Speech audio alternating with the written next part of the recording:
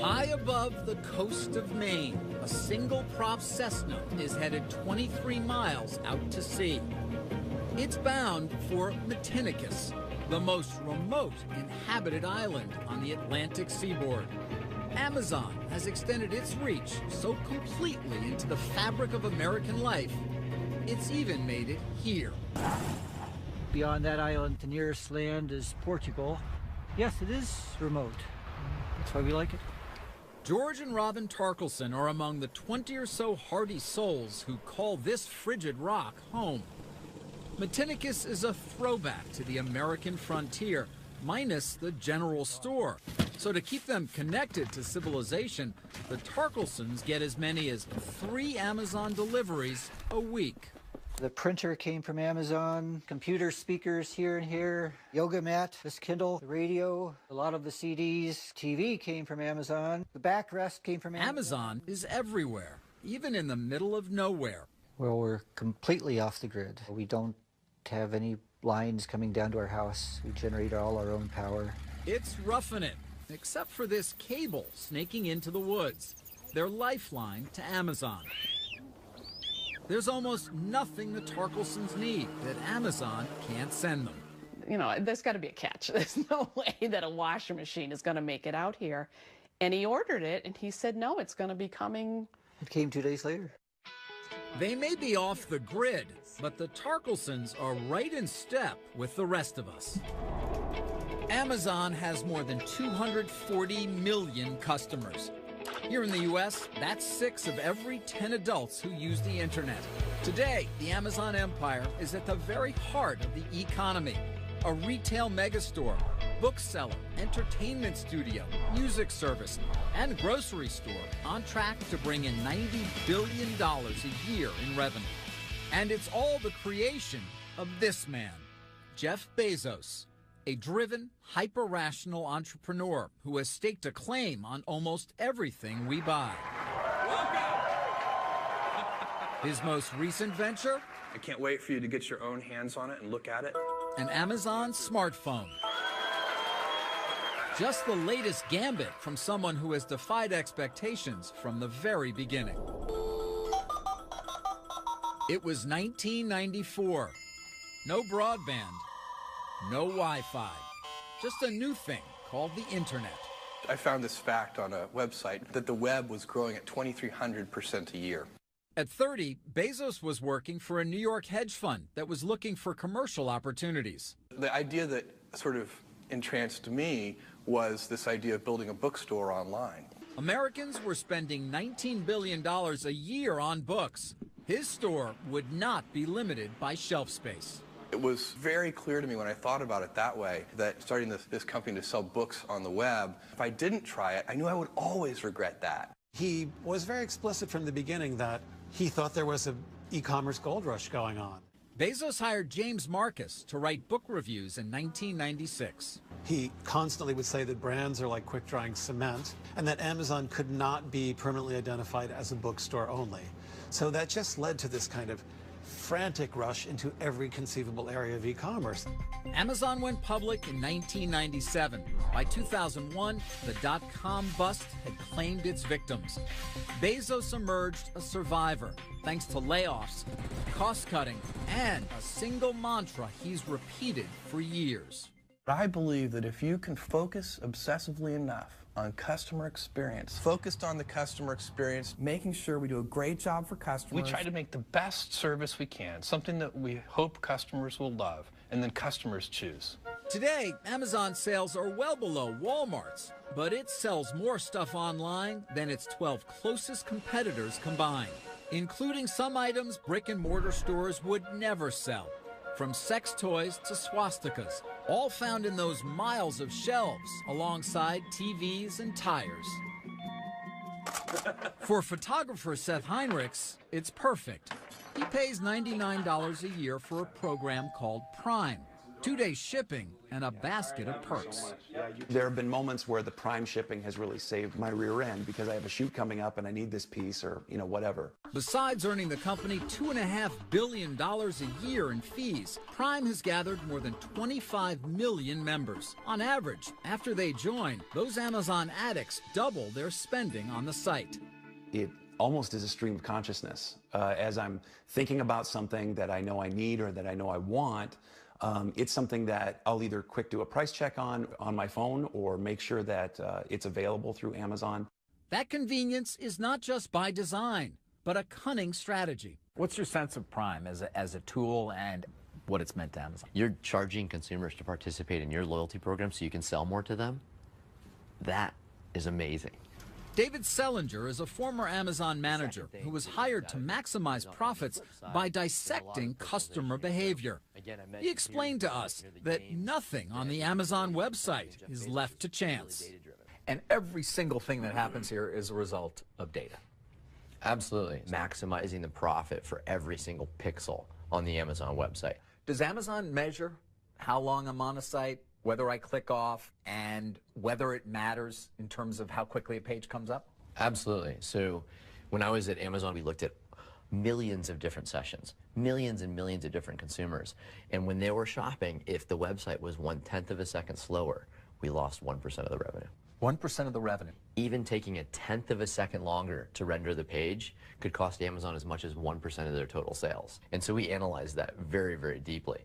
If you have to click multiple buttons, if you have to wait for too long, if you have to enter a lot of information, all of those things create friction. And friction exponentially kills the joy of shopping.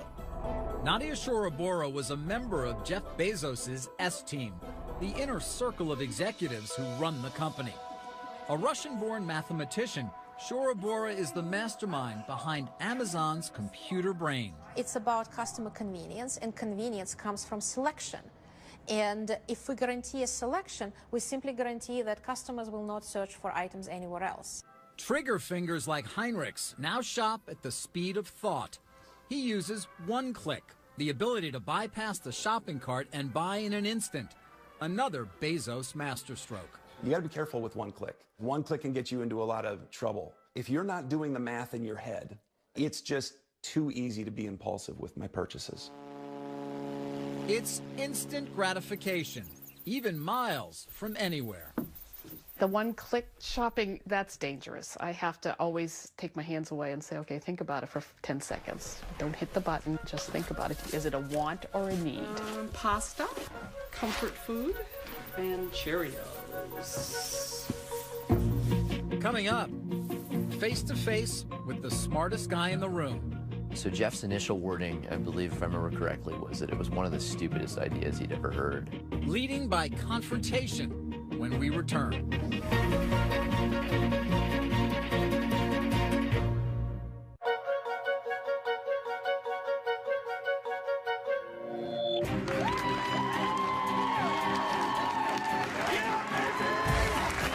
Behind one of the most ambitious companies in the world is a man who is at once famous, Yeah, baby! but not well known.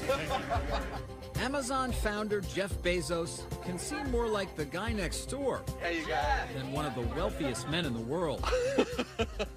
There's the casual demeanor, the goofy personality, and that laugh that even he admits is unmistakable. I can't help but laugh. There was a time when my brother and sister would not go see a movie with me. It was too embarrassing. So I'm long used to this kind of abuse. Hey, Carl. Good. How's it going? But don't be fooled. Beneath the disarming exterior is one of the most cerebral, determined, and calculating business leaders ever. Bezos is a uniquely driven individual who's changed the world, and we need to know where he came from and what makes him tick. Author Brad Stone spent years studying Bezos for his book, The Everything Store. What's he like in the workplace? Well, first I'll say that public Jeff Bezos is a lot different than the Bezos that the world doesn't see. And of course, that's not surprising. But, you know, Jeff talking to the press or speaking in public is, as with all things, very strategic. We wanted to speak with Jeff Bezos for this documentary, but both he and Amazon declined any participation in our story. In some cases, Amazon also instructed its business associates not to speak with us. But many former company executives did talk. It's those conversations, as well as past interviews with Bezos, that help paint the picture. Do you recall your first conversation with Bezos? I very markedly remember my first conversation with Jeff Bezos. There are very few people that have met Jeff that don't remember their first conversation with him. David Selinger joined Amazon as a data mining expert in 2003 and today runs his own research firm. I felt somewhat intellectually intimidated by him, to be honest with you. He was just so smart and so driven and so confident in himself that sometimes it felt like I was getting squished out of the room. One of Selinger's proposals was to sell advertising on the Amazon homepage, but Bezos wasn't buying it. Yeah, so Jeff's initial wording, I believe, if I remember correctly, was that it was one of the stupidest ideas he'd ever heard. I think he was being subtle in that. And so my team actually built a model that was able to predict how much profit we would generate from it and whether it would affect consumers negatively. So he takes a look at it, and then he's perhaps more of a believer, or at least willing to take a shot. What I really respect about Jeff in that moment, this is probably the seminal moment in my career, to be totally frank with you. The seminal moment in your career? Absolutely. Why? Because you're sitting across from a billionaire, and the billionaire tells you that he thinks your idea is stupid, but he's still willing to do it. How often have we had a chance to do that any time in our lives? To turn and sway the tide of somebody smarter, more experienced, and certainly more powerful than we are. On an overcast Seattle afternoon, we spoke with two former Amazon executives. So this was about 2000 is when we actually moved into this building. Okay. John Rossman and Randy Miller. Jeff Bezos a tough guy to work for? He has a low tolerance for thinking small, acting small, or not being extremely sharp. Or rationalizing. If you start giving rationalizations and excuses, or pointing the other direction, he'll slice you to shreds. He's got a very effective, sarcastic bent to him. Both Rossman and Miller say Bezos not only invited confrontation, he demanded it. And woe to anyone who didn't measure up. Yeah, I've seen people sitting there. I remember one person said to me, "Oh my God, I was just praying that I was going to have a heart attack. So this would stop." It's that bad. That bad. I mean, it was just one of those meetings where they had not been prepared. And I can remember one point he said, "I don't know if this is sheer stupidity or gross incompetence." And, you know, kind of one of those. Or both, right? Or both, right. Yeah. If your math doesn't add up, if your logic isn't right, if you haven't thought it quite through, if he thinks of questions that you haven't considered, then he could be tough. In his book, Brad Stone describes a gifted student who grew up in Texas and Florida, raised by his mother and adoptive father. Stone also made an extraordinary discovery, locating someone Bezos hadn't seen in 45 years. His biological father, a man named Ted Jorgensen. I tracked him down to a bike shop outside of Phoenix, and I went and paid him a visit. To my surprise, he did not know what had happened to his son. And so it was pretty surreal having to explain to this very nice, sweet gentleman that his son, that he hadn't seen in 45 years, was one of the wealthiest men in the world. Yes, Jeff Bezos turned out all right. I liked him personally. He seemed like a guy with a cheerful demeanor and a good sense of humor. In 1994, Shel Kappan was the very first person Jeff Bezos hired.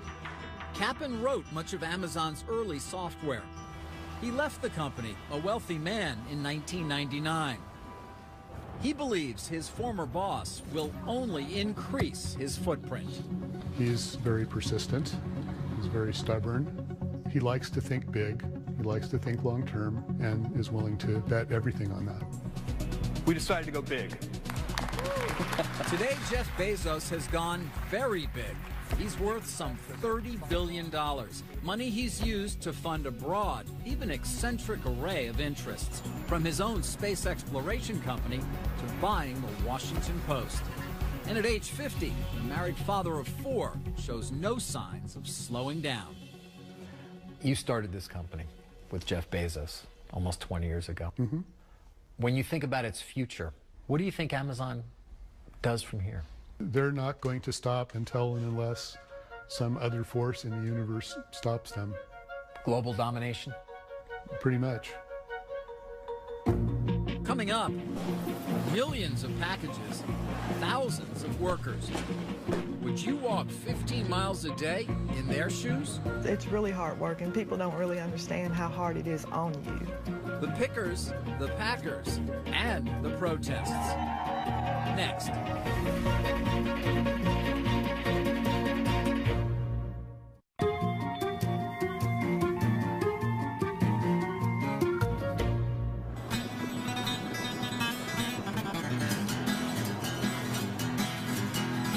If you're wondering how those Amazon packages get to you so quickly and who's behind it, you can start with a visit to a town like Campbellsville, Kentucky.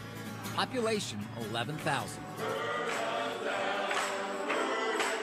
It's a place where you can find Amazon workers in the pews and at the pulpit. Amazon is a great force here in the community.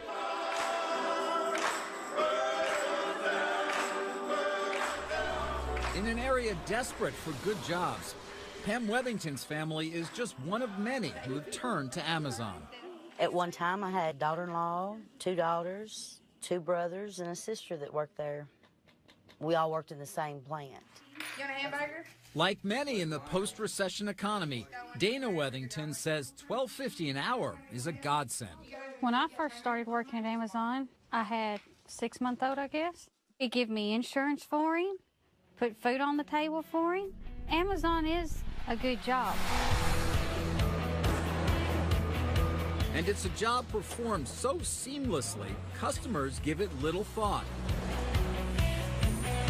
But each time someone clicks to buy, a powerful apparatus is set in motion. Amazon's fulfillment center looks chaotic and it looks random, but it's actually highly orchestrated. Author and journalist Brad Stone has covered Amazon for 15 years. The conductor of the symphony is software in the cloud that's basically optimized the whole system to be as productive as possible. Across a space as vast as 20 football fields, workers manage the widest variety of inventory on the planet and move tens of millions of products at lightning speed. There is a promise of speed, which is completely sacred. Nadia Shorabora is one of the architects of Amazon's fulfillment system, a monument to efficiency, which at its peak handles 426 orders a second.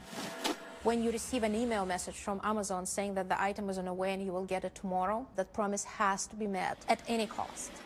Virtually every decision, down to which size box to use, is determined by sophisticated algorithms. Every associate move, every move of every item, every box flowing, every tote arriving, all of it is run and coordinated by one computer brain, which runs that fulfillment center. But for all its cutting-edge technology, Amazon fulfillment still falls on the backs of tens of thousands of workers performing manual labor. Dozens of former workers we spoke to describe an unforgiving pace and say too often speed and productivity mattered more than their well-being. I saw people last anywhere from a few days to maybe a month. Pickers like Stephen Abedili walk 15 miles or more each day to retrieve as many as 200 items an hour. A handheld device dictates every move and counts down tasks to the second. It would say I need to be in aisle 54, get this item, and then suddenly you're going to aisle 72 and you have 10 seconds. Abedili struggled to keep up and, like many, was eventually let go. I would get out of work, get home, and sit on the couch, and my body would just quit on me right then. You're a guy in your early 20s. Yeah. And you're still wiped out. I was dead at the end of the day. The job also took its toll on Kay Johnson, a top performer who often packed more than 1,800 items a day. She left the company after 7 years and won a workers' compensation claim against it.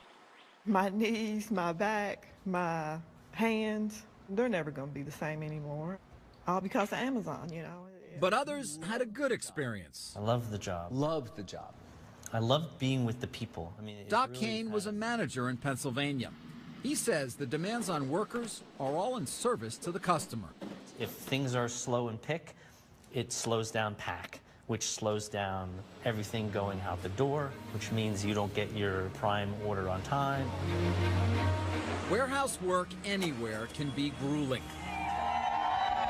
But a drumbeat of protests, lawsuits, and investigative reports in the U.S. and abroad have brought attention to labor issues here and raised questions about how hard Amazon pushes its employees. You heard the ambulance called all the time. People were passing out from the heat and, having trouble breathing. Dana Wethington and other former employees describe a corporate taskmaster that demanded workers meet strict productivity goals no matter what.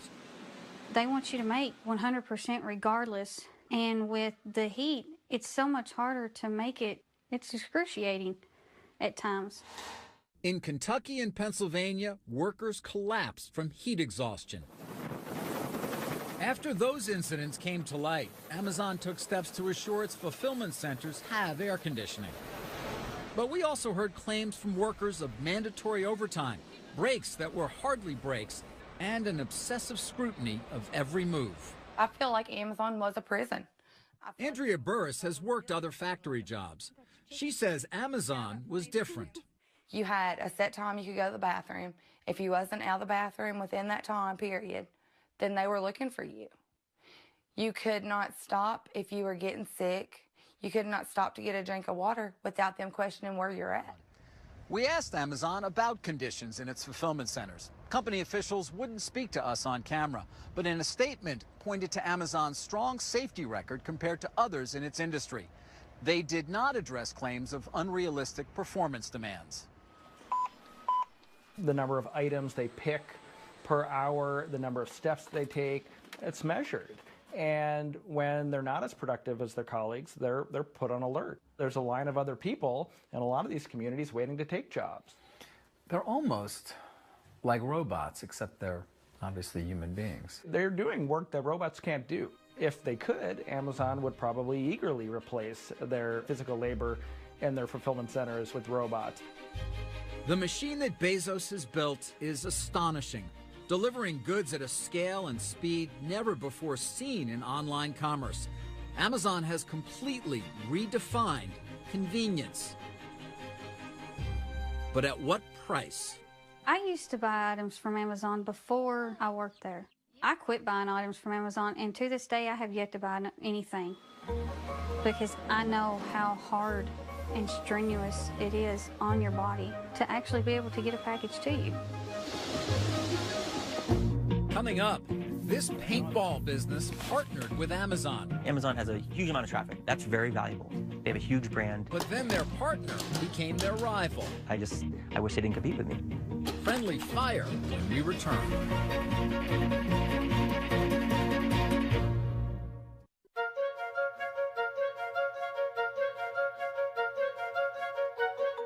Here you go, guys. Grab goggles, gentlemen, guns, air. Have fun.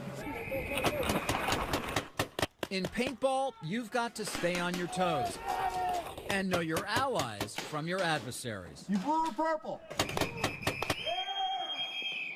Stephen Herbert says it's the same doing business with Amazon. In terms of Amazon, do you sell to Amazon? He and his father, Steve, run 2 stores in New England called X-Fire Paintball. Let me grab this one out of your hand. They've been in business for 15 years, but lately they've gotten a lot busier, thanks to Amazon. Amazon offers an awful lot. They offer a great marketplace. Their name is well known, so they have a lot of advantages for us. In 2012, they started selling their products on the site, right alongside Amazon's own inventory, reaching an audience beyond their wildest dreams. If the 2 stores represented 100% of your sales 18 months ago, before you started on Amazon, where is it now? We've got to be quadruple that. So your sales have gone up enormously. Yeah. Oh, yeah. But also that sounds like good news, but the Herberts aren't celebrating. That's because once they started selling on Amazon, they noticed a disturbing pattern. We might put out 100 products. Let's say 50 of them do well. Amazon sees that because they have access to our sales, and they will buy that product directly from the manufacturer and sell that, taking us out of the picture. The Herberts say Amazon was doing something a business partner shouldn't, poaching their sales. Some products are winners, some products are losers.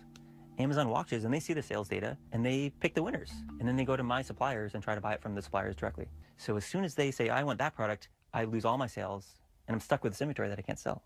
That sounds like a reason not to do business with Amazon. It certainly gives us second thought. Today, more than 2 million independent sellers do business on Amazon, accounting for as much as 40% of everything Amazon sells. It's that network that helps make such a huge selection possible. In exchange, Amazon charges sellers a fee, commonly 15% off the top. For an additional amount, Amazon will even store their goods and handle the shipping. Author Brad Stone says many sellers find it all irresistible. You get access to a fire hose of customers, 200 million plus customers with credit cards stored who are ready to buy. It is a deal with the devil in some ways, isn't it? Well, I think you probably get more benefit selling on Amazon than you would doing a deal with the devil. But it's funny because employees I talk to at Amazon describe it as kind of offering heroin to these customers. Like it's an addictive hit. The sales are great and your business starts to depend on it. But over the long term, it can be destructive because Amazon guts your margins and often competes with you. In a statement, Amazon told us its own retail business does not have direct access to the data from other merchants selling on its site. But it says it will seek out its own supply of a product and sell it directly if there is customer demand. We wanted to know more, so we spoke with more than 100 independent businesses across the country who sell on Amazon. Many said the arrangement is only a plus. But some 24 of them told us Amazon had undercut their sales by striking separate deals with their suppliers. Former Amazon executives John Rossman and Randy Miller are familiar with claims like that. From a startup, is it going to make it? Rossman, who left in 2005, was one of the chief designers of Amazon's third-party business. We've talked to a number of the merchants who sell on Amazon, and in particular, they share the same sentiment, which is, I have a best-selling product, and suddenly I find, not long after that, Amazon has sourced the manufacturer and is selling against me. Right. And they don't understand why Amazon's doing that. Yeah, I mean, that is the playbook. What do you mean when you say the playbook? I think the playbook of how to enter a business, learn the business, figure out where there's value and opportunity in the business, and then as they learn what works and what doesn't work, they start picking off the best part of those businesses. The rule of the playbook is either you're getting it or I'm getting it, and we would prefer to get it. Were they one of your biggest customers? Oh, absolutely, yes. Amazon was one of your biggest customers? Top 5 customer, absolutely, yes. Renee Arnold knows all about the hazards of doing business with Amazon, not as a third-party seller, but as a supplier. And it's better to have a sharp knife than a dull knife. Arnold is the North American CEO of Wusthof Trident, a German manufacturer of premium kitchen knives. Chefs worldwide love Wustof's fine cutlery. In 2002, Wusthof decided to sell inventory to Amazon just as it would to any retailer. It's amazing. They were really just buying, and we were shipping. I mean, that's all you want. They paid their bills on time, of course, have no problems with them. They were ordering, we were selling. Arnold says the problem came when Amazon started selling Wustof's knives below its minimum advertised price, a base level Wusthof sets to avoid cheapening the brand. Amazon was riding on our brand name and taking business away from our existing distribution. So in order to protect our general distribution, we decided to pull out of Amazon. You will not go back to Amazon. You're done. Done with Amazon, yes. What's the price point on it? Wusthof may be done, but scores of other suppliers and more than 2 million merchants swear by Amazon when they're not swearing at it. Amazon has a huge amount of traffic. That's very valuable. They have a huge brand. They're a reliable brand. I don't mean to diminish that.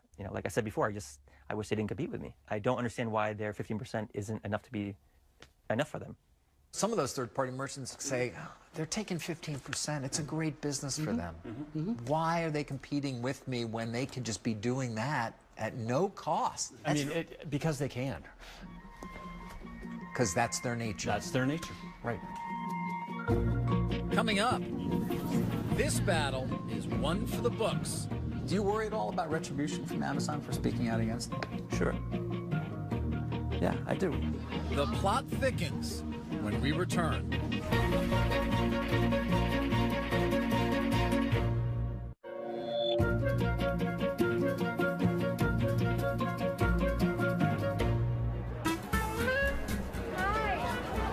Sunday in the park. Time for a stroll and a good book. We paint mother to daughter. It's a maternal tradition. Give them to me. I want them all. But don't be fooled by the veneer of civility. Amid the paperbacks and pulp fiction, a war of words is being waged between the biggest names in publishing and Amazon, the book-selling behemoth that has turned the industry on its head. They control the marketplace. They're the big guy. They're the big kid on the block. You can't piss them off. They're a huge gorilla. For publishers Dennis Johnson and David Gadeen, book fairs like this one are a battleground. We have people who come here with their cell phones, and they'll scan the barcode of the book, and they'll compare the price I'm charging to what they could get it for at Amazon, and they'll walk away. Amazon accounts for a third of both Gadeen and Johnson's sales. When you get together with other publishers, do you guys talk a lot about dealing with Amazon? Is that a subject? We do. At his Melville House imprint in Brooklyn, Johnson told us what happened when he crossed the online giant. We were asked to pay additional money, which would have put them getting a total discount beyond what we thought was not only workable for us, but legal. So we protested and refused to pay it. And what happened? Our books were pulled off of Amazon until we did pay it. And you continue to pay it, I guess, to this day? Yes, we haven't really disputed that since then. We can't afford not to have our books on Amazon. It's no longer just the talk of the industry. The battle has spilled onto the front pages. Well, I'll tell you what, Amazon, I have got a little package for you right here. Okay. When Amazon made it harder to buy books from the publisher Hachette, one of its authors, Stephen Colbert, let him have it. Wait a second. Here it is. So watch out, Bezos, because this means war. Amazon is bombing the cities. You know, they're attacking, and the publishers are just kind of sitting back there and being shelled and going, what can we do? James Patterson is among the best-selling writers of all time. I have an idea pile here somewhere. I don't know and one of Hachette's biggest guns. I think books are important. Stephen King thinks books are important. J.K. Rowling thinks books are important, which is why all of those people are speaking up now and going, hey, Amazon, please, this is not the toilet paper industry. These are books. Are your sales going to be hurt as a result of this dispute? Absolutely. They are being hurt right now, of course. And there's a lot more to come? One would think that they're not just attacking Hachette. You got to believe that Random House and Simon & Schuster and whatever are next. We need to think about this because they are so powerful. Amazon told us that, like all retailers, it has a right to choose what inventory it stocks and on what terms. It also said it's working hard to come to a resolution with Hachette, and that when it negotiates with suppliers, it does so on behalf of customers to keep service and value high. It's just the latest controversy for a company whose growth has been dramatic. Amazon now controls more than a third of the book industry. Amazon was determined to gain market share from the beginning with loss leader pricing.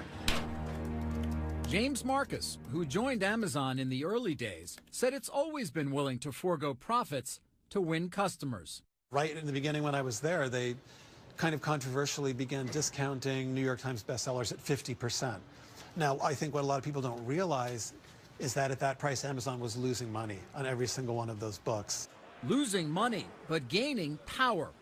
After gutting brick-and-mortar retailers, publishers say Amazon can now strong-arm them for deeper discounts. You got two of the best in that series. Well, they're a very thuggish company.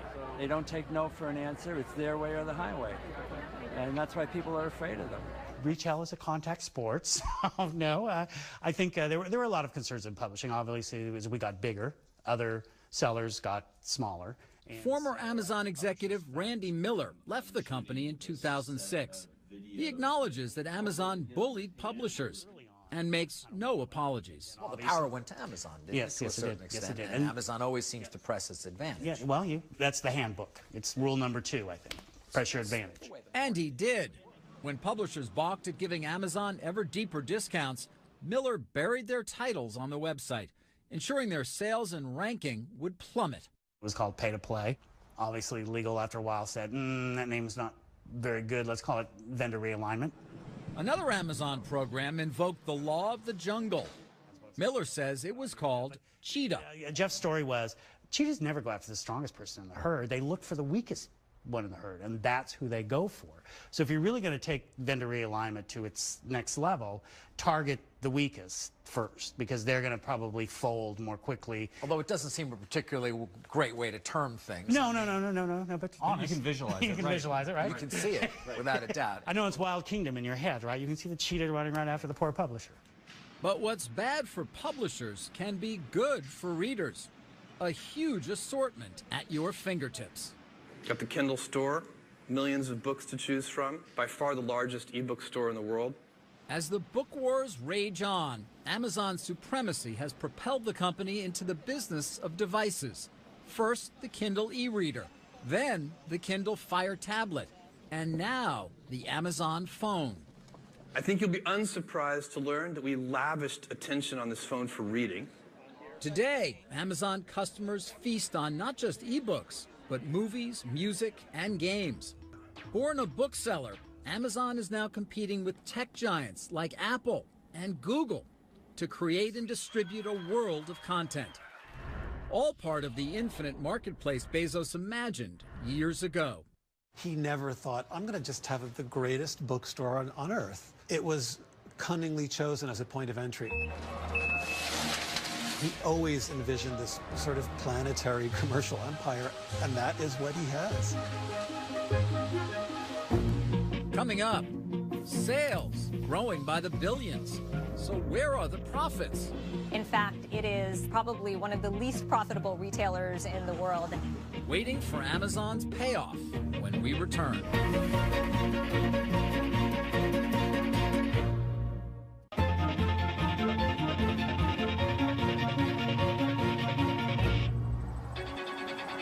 If you want a window into Jeff Bezos' outsized ambitions, just follow the small yellow box.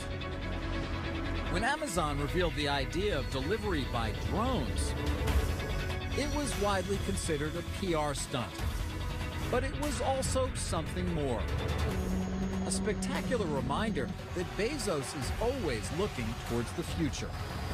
Whether Amazon continues to soar or not may depend less on unmanned aircraft than unmet expectations.